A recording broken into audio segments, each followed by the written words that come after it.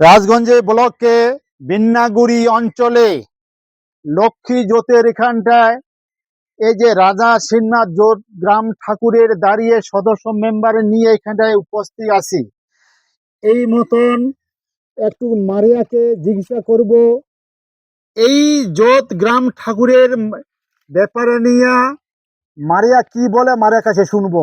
আচ্ছা, তোমার নামটা কি? অরবিন্দ রায়। অরবিন্দ রায়। আচ্ছা, সরকার থেকে কোনো সুযোগ সুবিধা পাইছেন কি? না না, পাওয়া হয়নি।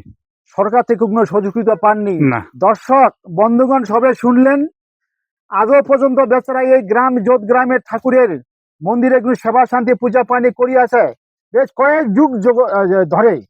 আজও পর্যন্ত সরকারের তরফ থেকে কোনো সুযোগ সুবিধা মানে উন্নয়ন দক্ষিণা স্বরূপ হিসাবে পায়নি বেচারা।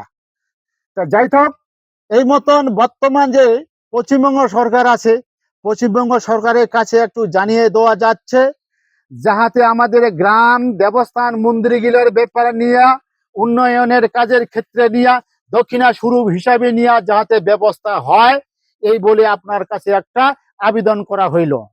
তার সাথে আরেকটা যুক্ত করা হচ্ছে যে বর্তমান যে চ্যানেল আছে, এই চ্যানেলকে মারিয়ার পক্ষ থেকে চ্যানেলের কাছে জানিয়ে দেওয়া যাচ্ছে যাহাতে এই দেবতার মন্দিরগুলা বিষয় নিয়ে উন্নয়নের কাজের ক্ষেত্রে নিয়ে এবং দক্ষিণা স্বরূপ হিসাবে ব্যবস্থা করানো যেন হয়, এটা চ্যানেলের কাছে একটা দাবি থাকলো, আবেদনও করা গেল।